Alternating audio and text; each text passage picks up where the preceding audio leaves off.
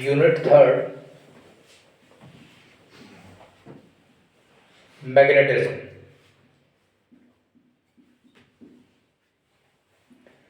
भाई third unit magnetism CBSE और SC board दोनों में 8 मार्क्स की है, ठीक है। और 8 मार्क्स की ऐसा नहीं है कि सिर्फ एक चैप्टर से है, इसके अंदर 4 चैप्टरों में डिस्ट्रीब्यूट किया गया है। फर्स्ट और सेकंड चैप्टर में से ज़्यादातर 6 नंबर तक का जाता है और लास्ट के 2 चैप्टर में से एक नंबर के एमसीक्यू मिलते हैं, ज़्यादातर ऐसा होता है, ठीक है। लेकिन ऐसा कुछ नहीं है कि हमेशा ऐसा ही पैटर्न आएगा, तो सारे टॉपिक आप अच्छे से करेंगे। फर्स्ट चैप्टर इसका है मैग्नेटिक इफेक्ट ऑफ करंट, और मैग्नेटिक इफेक्ट ऑफ करंट के बारे में सबसे पहले बताया था एक साइंटिस्ट थे, उनका नाम था ओरस्टेड। तो 1 नंबर का एमसीक्यू क्वेश्चन आता है कि मैग्नेटिक इफेक्ट ऑफ करंट को किसने सबसे पहले समझाया, तो आंसर होगा ओरस्टेड ने समझाया। और मैग्नेट के इलेक्ट्रिक इफेक्ट को सबसे पहले फैराडे ने समझाया। किसने समझाया? फैराडे ने समझाया। कंसेप्ट क्लियर है जी। ओरस्टेड ने कहा कि जब हमने करंट कैरिंग कंडक्टर के ऊपर एक मैग्नेटिक निडल रखी तो मैग्नेटिक निडल के अंदर डिफ्लेक्शन आई। मैग्नेटिक निडल के अंदर डिफ्लेक्शन थी, फिर हमने करंट के डायरेक्शन को उल्टा कर दिया कंडक्टर के अंदर। तो अगर पहले नॉर्थ ईस्ट की तरफ घुमा था, तो जब डायरेक्शन उल्टी हुई करंट की तो नॉर्थ वेस्ट की तरफ डिफ्लेक्ट हुआ। Concept clear? 100% समझ आ गया। तो पहले तो इंपॉर्टेंट यही है कि मैग्नेटिक इफेक्ट ऑफ करंट को किसने समझाया था? ओरस्टेड ने समझाया था। और किस तरीके से समझाया था ये आपके नोट्स में है। उन्होंने कहा कि एक करंट कैरिंग कंडक्टर रखा गया, करंट कैरिंग कंडक्टर के पास एक मैग्नेटिक निडल रखी गई और मैग्नेटिक निडल के अंदर हलचल पैदा हुई। जब करंट की डायरेक्शन को कंडक्टर के अंदर उल्टा किया गया तो मैग्नेटिक निडल की डिफ्लेक्शन भी उल्टी हुई। याद रखेंगे आप, ठीक है जी। इसके बाद आता है बॉयट्स लॉ।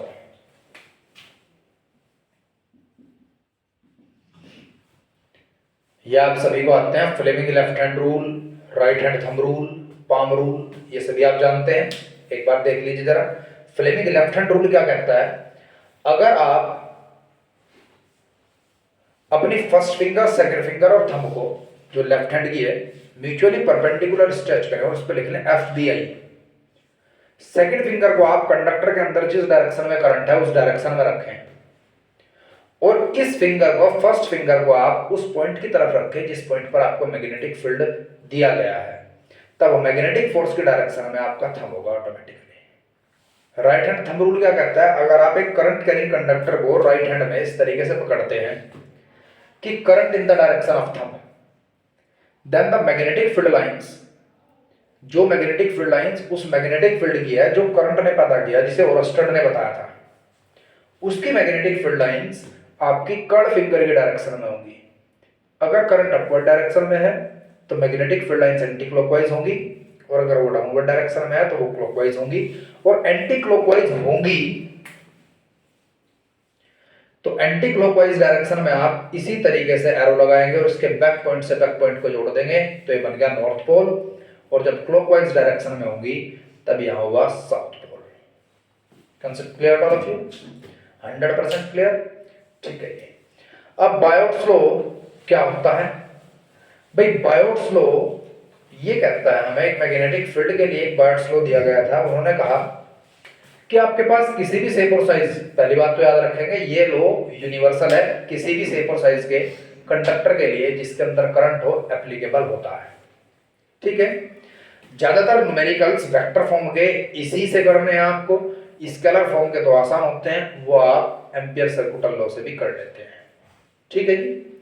जरा ध्यान देंगे आप, अगर मेरे पास एक करंट कैरिंग कंडक्टर है जिसके अंदर I करंट चलता है, तो मैं सबसे पहले क्या सोच लूंगा कि करंट कैरिंग कंडक्टर की अगर टोटल लेंथ कुछ भी हो तो सबसे छोटी लेंथ के एक लेंथ एलिमेंट को अपने माइंड में DL कंसीडर कर लूंगा। अब DL और I को इकट्ठा रखा जाता है, इसे कहा जाता है करंट एलिमेंट। ये एक वेक्टर क्वांटिटी होती है।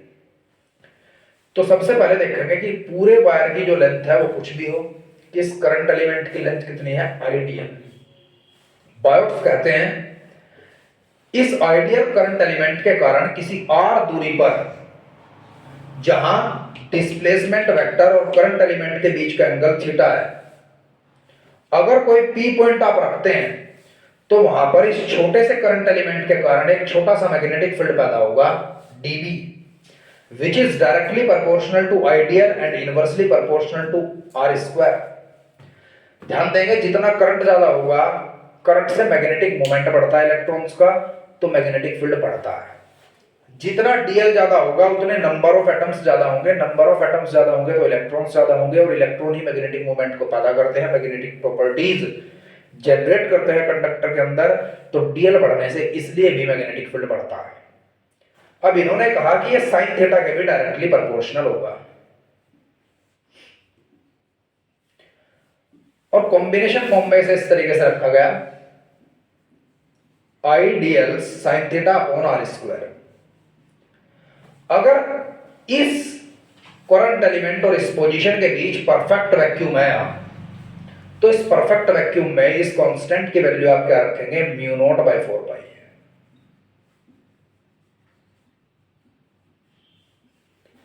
जिसकी वैल्यू 10 की पावर -7 होती है। इसकी असाइनमेंट डायमेंशन फॉर्मूला आप जरूर याद रखेंगे, टेस्ला मीटर पर एम्पियर। समझ आ गया। अब एक इंपॉर्टेंट बात, सर साइन थीटा क्यों आया है?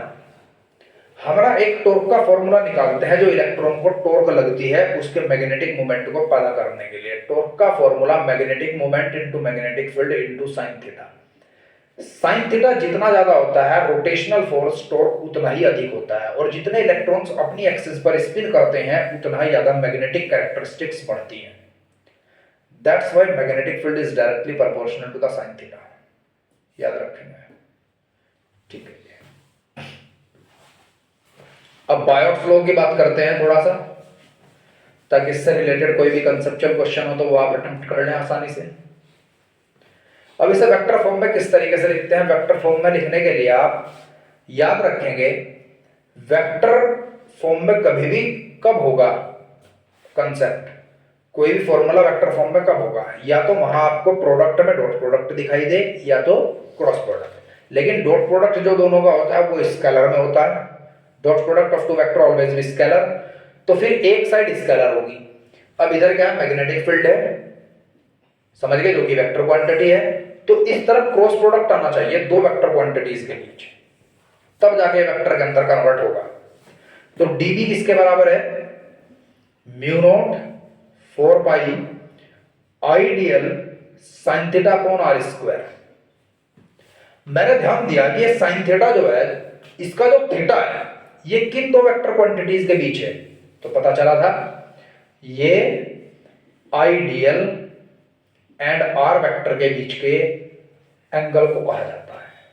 समझ आ गया। दैट्स वाई हम r से यहां मल्टीप्लाई करेंगे और r से नीचे डिनोमिनेटर में मल्टीप्लाई करेंगे। अब दो वेक्टर क्वांटिटीज मेरे पास हैं, जब दो वेक्टर क्वांटिटीज पर आप वेक्टर साइन लगाते हैं तब आप बीच से साइन थीटा को रिमूव कर देते हैं। तो ये हुआ वेक्टर फॉर्म में, एक नंबर के लिए इंपॉर्टेंट है, याद रखेंगे आप लोग। समझ आ गया, ठीक है। अब जब लास्ट में आप इसे देखते हैं तो आपके पास ना एक फॉर्मूला आता है मैग्नेटिक फील्ड। डेरिवेशन करने के बाद magnetic field due to a straight current carrying wire is mu naught by 4 pi, क्या होता है भाई, 2i अपॉन r या r स्क्वायर, r होता है।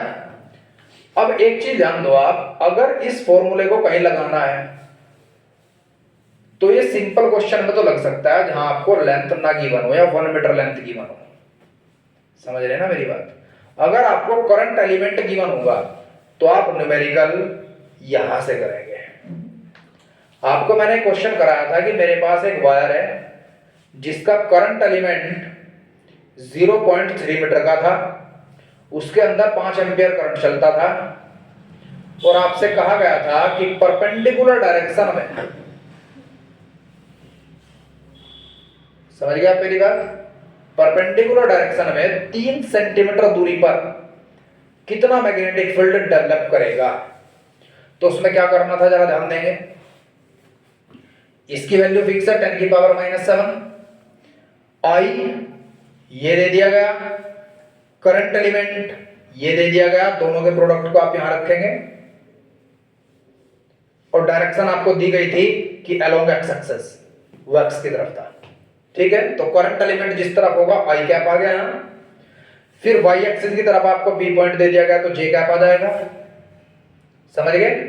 इस तरीके से आप इस क्वेश्चन को अटेम्प्ट करेंगे। मोस्ट इंपोर्टेंट क्वेश्चन है, ऐसा सवाल आपको 101% मिल सकता है।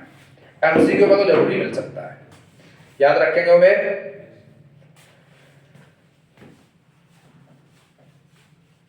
अब इसके बाद जरा थोड़ा सा इसकी मेन एप्लीकेशन जो है कि find expression for the magnetic field due to a current carrying circular loop at its centre, और दूसरा है find an expression for the magnetic field due to a current carrying ring at the axis passes through its centre. ये जो second question मैंने बोला ये इस साल 2023 के क्वेश्चन पेपर में था, तो इस क्वेश्चन के तो रिपीट होने के भी चांस है। और सर्कुलर पेपर अगर आसान तरीके से बनाना चाहे सीबीएसई ने तो हो सकता है दूसरा क्वेश्चन आ जाए। ठीक है जी, तो आप ध्यान देंगे। मेरे पास एक सर्कुलर वायर है जिसके सेंटर पर मुझे मैग्नेटिक फील्ड कैलकुलेट करना है। अब ध्यान दें आप, मैंने मान लिया इसकी रेडियस आर है और करंट चलता है इसके टेंजेंट पर, तो करंट एलिमेंट ये होगा आईडीएल। करंट एलिमेंट और रेडियस के बीच का एंगल होगा 90 डिग्री। Magnetic field due to Biot's law किसके बराबर होता है? Mu naught by 4 pi IDL sine theta upon are square, क्योंकि यहां करंट एलिमेंट से लेकर जिस पॉइंट पर मैग्नेटिक फील्ड आपको कैलकुलेट करना है वहां तक की दूरी आर है। अब ध्यान देंगे करंट एलिमेंट और आर वेक्टर के बीच का एंगल जो होता है वो एंगल ये होता है, वो यहां 90 डिग्री का है, तो साइन थीटा 1 हो जाएगा। तो आपके पास बचा इतना।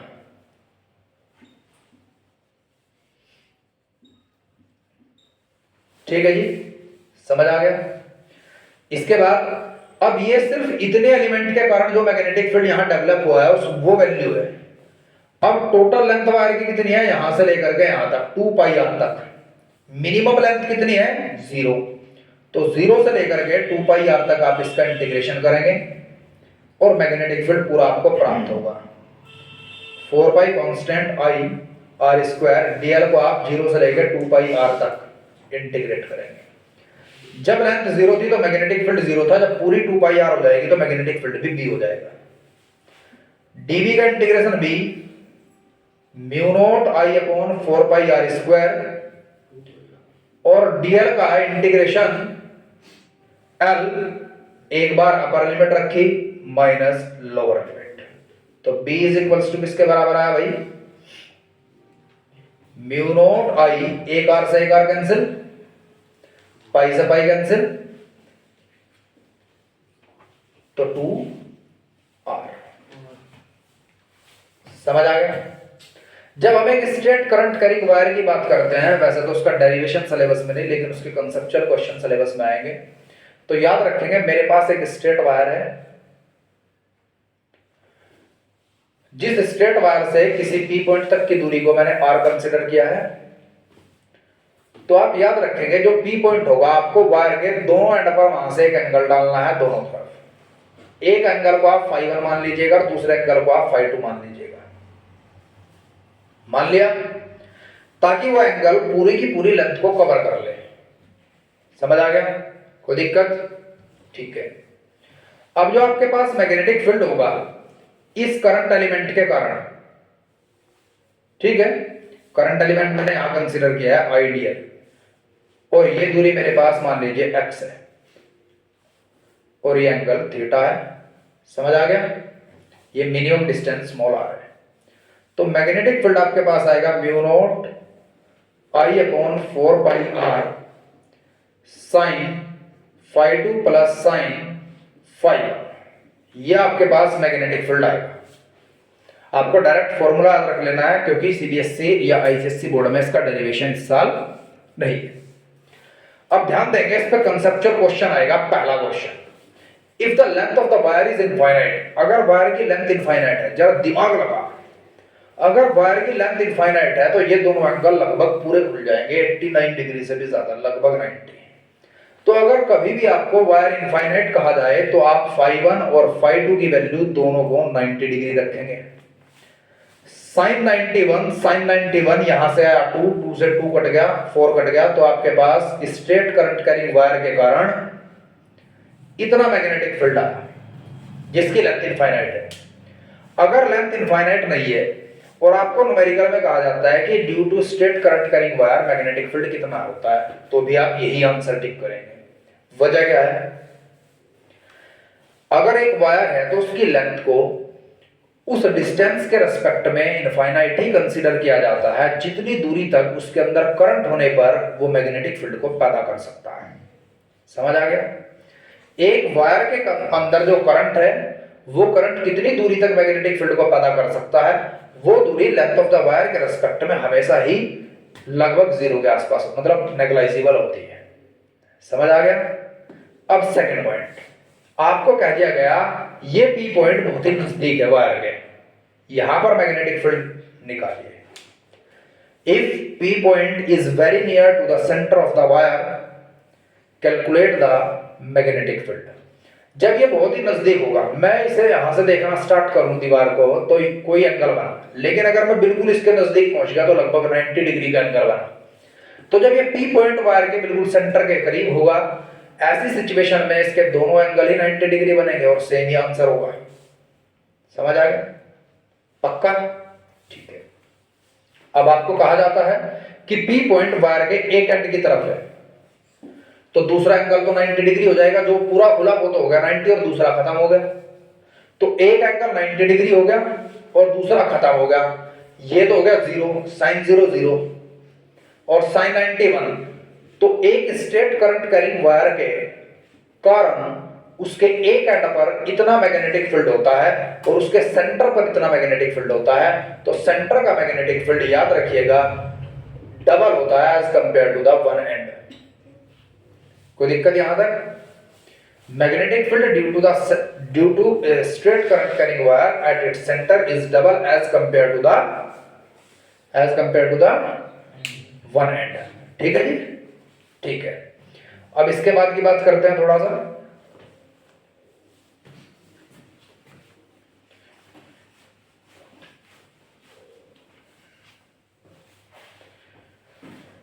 अगर मेरे पास कोई एक लेंथ एलिमेंट दे दिया, ये शॉर्टर डिस्टेंस आर, और कहा ए से बी तक कितना मैग्नेटिक फील्ड होगा इसके अंदर अगर करंट है इस पी पॉइंट पर, तो आप एक एंगल बीटा मान लीजिएगा, एक एंगल अल्फा मान लीजिएगा। तो आपके पास जो मैग्नेटिक फील्ड की वैल्यू निकल करके आएगी B is equals to mu naught I upon 4 pi R sine beta minus sine alpha के बराबर आएगी। याद रखेंगे? 100% याद रहेगा। ठीक है, एक बार अपने नोट्स खोल लो जरा, यहां तक एक बार पढ़ कर देखो, दोबारा वीडियो चलाएंगे फिर। अब इस क्वेश्चन को अटेम्प्ट करते हैं, जरा ध्यान देंगे आप, हर एक बच्चा इसमें दिमाग लगाएगा जरा। मेरे पास एक स्क्वायर है और स्क्वायर के अंदर आई करंट चलता है। We have to calculate the magnetic field at P point if the length of the square is 2r। Answer दो जल्दी, फास्ट, जल्दी करो, स्टार्ट। देखो जी, ऐसे सवाल को जोड़ लगा लिया आप लोगों ने पूरे। ऐसे सवाल को सोल्व करने के लिए याद रखोगे ये दूरी कितनी हुई, जब ये 2r थी तो r, यहां से एक एंगल ड्रॉ कर लिया, यहां से एक एंगल ड्रॉ कर लिया, 45 डिग्री होता है, याद रखेंगे आप। समझ गए मेरी बात? अब आपके पास मैग्नेटिक फील्ड का फॉर्मूला क्या है? Mu naught by 4 pi I upon R sine φ1 plus sine φ2। ये 45 डिग्री है, तो यहां से क्या है आपके पास? R की वैल्यू कितनी है भाई? R की वैल्यू है R। ठीक है, साइन 45 1/√2 प्लस 1/√2, तो mu naught I upon 4 pi R क्या आ गया भाई? ये √2 आ गया। इसके कारण इतना मैग्नेटिक फील्ड है। कितने बच्चों का सही आया है? डिनोमिनेटर में था तेरा √2। ठीक है, अब 4 आर्म है और 4 के कारण इनवर्ट मैग्नेटिक फील्ड है, मैग्नेटिक फोर्स, तो into 4 net magnetic force field ये होगा। कितने बच्चों का सही था? और मुझे लगा 10 बार ना मैग्नेटिज्म पढ़ा दिया आप लोगों को, फरवरी का सर है, तब कर दो भाई। आप सभी को अभी वैसे मैंने बताया था कुछ बच्चों को, फिर दोबारा से सूचित कर दूं आप लोगों को, आज शाम के सारे बैच बंद हैं और कल भी बैच पूरे दिन बंद रहेंगे। और मैं स्टेटस पर भी लिखूंगा ये बात कि 14 फरवरी को मद्देनजर रखते हुए कोई क्लास नहीं है, क्योंकि मुझे पता तैयारियां जोरों शोरों पे हैं, ठीक है। और जितने भी टीचर यहाँ पढ़ाते हैं सभी को कहूँगा आज सारे बैच बंद रखे हैं, और स्टेटस पे भी और ग्रुप पे भी मैसेज होगा, जिन बच्चों को मुझे शक है उनके घर पर्सनली मैसेज करा जाएगा फोन, ठीक है जी। तो इस बात से आप सावधान हो। मैं पर्सनली कहूंगा कि आज की पढ़ाई छुड़वा दो, बच्चा 12वीं में पास हो जाएगा करके। अगर इन 2 दिन ही एक्स्ट्रा क्लास में जाना इसे, तो फिर अगला साल भी लग सकेगा, ठीक है वंश, ठीक है। अब जरा यहाँ ध्यान दो। अगर मेरे पास एक वायर है, यहाँ ध्यान दीजिएगा, जो कर्व शेप है, और मैग्नेटिक फील्ड सेंटर पर निकालना, और ये एंगल थीटा है। वीडियो बंद है क्या भाई? चलता रही। तो मैग्नेटिक फील्ड बताइए जरा कितना होता है, फास्ट जल्दी।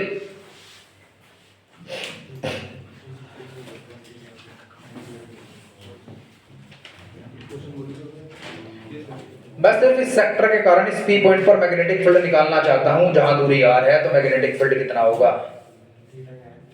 थीटा थीटा ही है बस।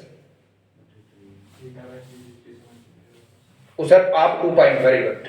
Mu naught I upon 2r आपके पास आया था मैग्नेटिक फील्ड एक सर्कुलर वायर के कारण, इसकी मल्टीप्लाई आप थीटा अपॉन 2 पाई से कर देंगे, आंसर समझ आ गया। अब इसी से रिलेटेड इस तरीके का सवाल आने के पूरे पूरे चांस हैं।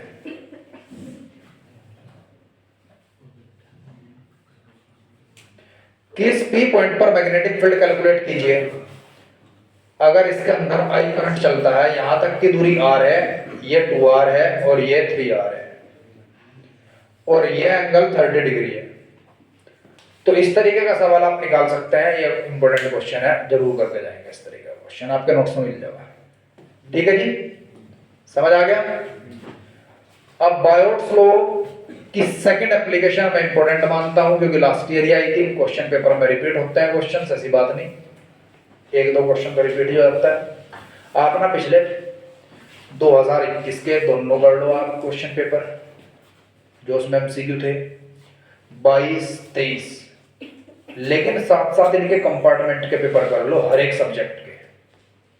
ऐसा एक भी बच्चा नहीं होगा जो 70% पेपर ना मिल जाए किसी भी सब्जेक्ट में। ध्यान से समझ में क्या कहा, 2021 दोनों, क्योंकि वहां 2 बार में पेपर हुए थे, दोनों सेट में कर लेने उनकी कंपार्टमेंट का, वो कर लिया। फर्स्ट में तो कंपार्टमेंट नहीं थी, सेकंड में कंपार्टमेंट थी, कंपार्टमेंट का हो गया। अब उसके बाद 2022 का पेपर करेंगे आप। 2022 के 3 सेट बनते हैं, एक फॉरेन का, एक दिल्ली का, एक ऑल इंडिया का, समझ गए मेरी बात। फिर उनका कंपार्टमेंट, तो कुछ क्वेश्चन तो कॉमन है, जिसे भाई साहब ये है ना कि मुझे 70 से 80% ही नंबर चाहिए, इससे ज्यादा नहीं चाहिए।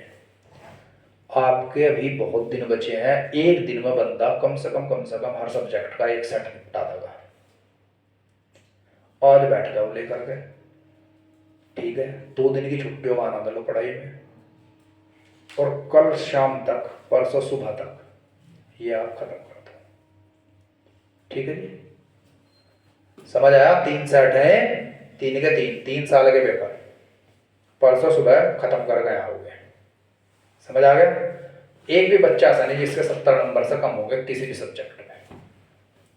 हर साल मैं एक फंडा बताता हूँ, सबके तो नहीं आ जाते हैं, जो खत्म से खत्म है, जो पूरे साल पता भी नहीं उसे क्या कर रहा था। अब एक मेरे पास है रिंग, और जिसके अंदर करंट चलता है। ध्यान रखिएगा एक चीज, अगर इस रिंग के अंदर मैं एंटी क्लॉकवाइज डायरेक्शन में करंट मानता हूं, मेरे ध्यान यहां पे रहा, तो एंटी क्लॉकवाइज डायरेक्शन का मतलब होता है नॉर्थ पोल, और नॉर्थ की पोल स्ट्रेंथ को प्लस एम समझा जाता है। अब हमने क्या कंसीडर कर लिया, इसका सेंटर ये कर लिया कंसीडर, और यहां से किसी x दूरी पर इस ई पॉइंट पर मुझे मैग्नेटिक फील्ड निकालना है। सवाल यह है, find an expression for the magnetic field at the axis of a current carrying ring. ठीक है, पास axis passes through its centre. तो आप ध्यान रखेंगे, करंट एलिमेंट लिया मैंने यहां आइडियल, इसके कारण मैग्नेटिक फील्ड यहां निकालेंगे। This line will represent the axis of current element, इसके ठीक परपेंडिकुलर डायरेक्शन में मैग्नेटिक फील्ड। आइडियल माना तो इसका मैग्नेटिक फील्ड डीबी कंसीडर कर लिया। आइडियल डैश मैंने इस तरफ मान लिया जिसकी लेंथ इस लेंथ के बराबर है, तो इसके परपेंडिकुलर मैग्नेटिक फील्ड यहां। अब मैग्नेटिक फील्ड इधर भी हो सकता है और इधर भी हो सकता है, यह तय करेगा। एंटी क्लॉकवाइज डायरेक्शन में करंट है तो बाहर की तरफ होगा, क्यों? जिस पॉइंट पर आपको मैग्नेटिक फील्ड निकालना होता है वहां +1 एम्पीयर मीटर की पोल स्ट्रेंथ रखते हैं। एक कंसेप्चुअल क्वेश्चन क्लियर हो गया। ऐसा unit of pole strength is ampere metre, समझ आ गया? मैग्नेटिक मोमेंट की ampere metre square, intensity of magnetisation की ampere per metre, magnetising intensity की ampere per metre, susceptibility has no ऐसा यूनिट, नो डायमेंशन फॉर्मूला। आपका लक बढ़ जाएगा, इन 5 चीजों को बोला है मैंने, इन 5 में से कोई ऐसा यूनिट मिल जाएगी। इलेक्ट्रिक डाइपोल मोमेंट की भी याद रखिएगा, coulomb metre. Quality factor dimensionless, power factor dimensionless, समझ आ गया? एक्सएल एक्ससी आर सबकी ऐसे यूनिट क्या होती है, वो सब चीज पढ़ के जाएंगे। अब ध्यान दे जरा, यहां ये दूरी मैंने मान ली a, तो r की वैल्यू मेरे पास √x² + a² आया। अब याद रखिएगा, ये वर्टिकल लाइन ऑफ इक्विलिब्रियम जो आपको दिखाई देगी, मैग्नेटिक फील्ड यहां से यहां शिफ्ट हुआ है तो इसकी हॉरिजॉन्टल एक्सिस ये मानी जाएगी, और इस एंगल को मैंने फाई मान लिया और इस एंगल को मैंने फाई कंसीडर कर लिया। और ये जो मेरे पास थीटा होता है वो 90 डिग्री है, क्योंकि करंट एलिमेंट और ए के बीच का एंगल 90 डिग्री है। अब ये भी एंगल फाई और ये भी फाई है। नेट मैग्नेटिक फील्ड आउटवर्ड इसलिए लगा क्योंकि प्लस ने प्लस को रिपेल किया। पोल स्ट्रेंथ नॉर्थ पोल की +m मानी जाती है, और +1 एम्पीयर मीटर की पोल स्ट्रेंथ आप वहां रखते हैं जहां पर आपको मैग्नेटिक फील्ड निकालना होता है। अब नेट मैग्नेटिक फील्ड आउटवर्ड। अब जरा ध्यान दें, इसका कोस कंपोनेंट इधर होगा dB cos फाई, और इसका dB डैश cos फाई। अब इसका साइन कंपोनेंट इधर होगा dB sin phi, dB dash sin phi.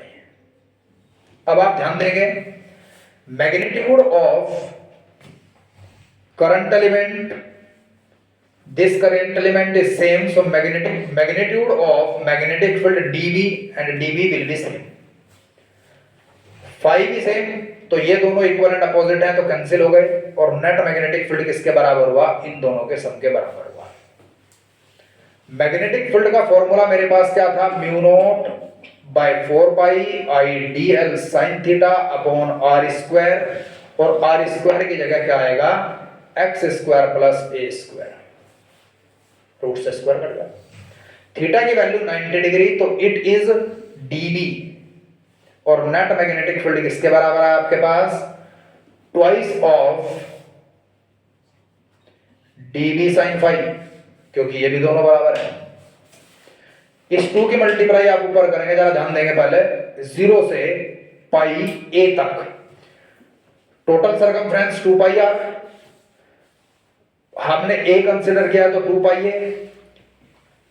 इसके हिस्से की πa, इसके हिस्से की πa, तो मैंने इसलिए इसे क्या लिखा था? 2 of dB sin फाई। ठीक है, 2 की मल्टीप्लाई ऊपर इंटीग्रेशन प्रॉपर्टी के अकॉर्डिंग, dB की वैल्यू आप ऊपर से रखेंगे निकाल के, और sin फाई की वैल्यू यहां से रखेंगे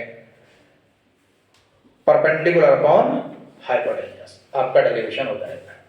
कांसेप्ट क्लियर जी? 100% समझ आ गया? 100%? ठीक है। याद रखिएगा, जब आप एक करंट कैरिंग रिंग की बात करते हैं तो उसके सेंटर का मैग्नेटिक फील्ड जीरो नहीं होता।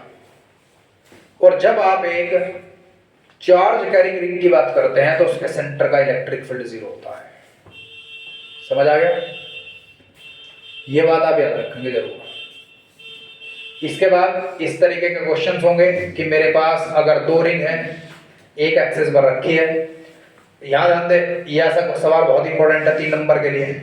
मान लीजिएगा इसमें एक 3 एम्पियर करंट है और इसकी जो रेडियस है ये 3 सेंटीमीटर और यहाँ से 5 सेंटीमीटर दूरी है किसी पी पॉइंट की, 5 सेंटीमीटर। ऐसा सवाल जरूर करेंगे आप, मैंने कराया हुआ है। इसमें मैंने मान लिया कोई करंट की डायरेक्शन नहीं दी गई मुझे, कोई करंट की डायरेक्शन नहीं, लेकिन कह दिया गया कि इसमें कोई आई करंट है और इसकी जो रेडियस है वो 5 सेंटीमीटर, उससे 3 सेंटीमीटर दूरी यहां है, 3 सेंटीमीटर दूरी।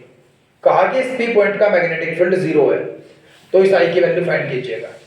तो हमेशा एक बात याद रखेंगे आप, दिमाग लगा, अगर दोनों में सेम डायरेक्शन में करंट होगा तो यहां भी क्या होगा, नॉर्थ पोल, और यहां भी क्या होगा, नॉर्थ पोल। नॉर्थ पोल की पोल स्ट्रेंथ प्लस एम, तो बीच में रखा हुआ +1 एम्पियर मीटर पोल स्ट्रेंथ को ये प्लस भी रिपेल करेगा और ये प्लस भी रिपेल करेगा, तब जाके मैग्नेटिक फील्ड जीरो होगा। तो याद रखिएगा, अगर दो करंट कैरिंग रिंग के बीच में कोई पी पॉइंट पर मैग्नेटिक फील्ड जीरो होता है तो दोनों में सेम डायरेक्शन में करंट होगा, और अगर उनसे बाहर की तरफ मैग्नेटिक फील्ड जीरो होता है तो दोनों में अपोजिट डायरेक्शन में करंट होगा, जीरो, अपोजिट डायरेक्शन में करंट होगा। अब ध्यान रखेंगे, अपोजिट डायरेक्शन में करंट है तो पॉइंट ऑफ इक्विलिब्रियम जहां मैग्नेटिक फील्ड जीरो है वो किधर होगा, इधर होगा या इधर होगा। तो आपको याद रखना है, दोनों रिंग में से जिसका मैग्नेटिक मोमेंट कम है उसकी तरफ आंसर होगा। ये सवाल सोल्व करने का तरीका है। समझ आ गया? 100%। ठीक है। अब इसके बाद एम्पियर सर्कुटल लॉ।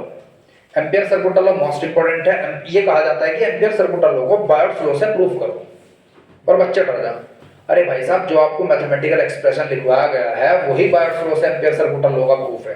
एम्पियर सर्कुटल लॉ क्या कहता है कि अगर किसी भी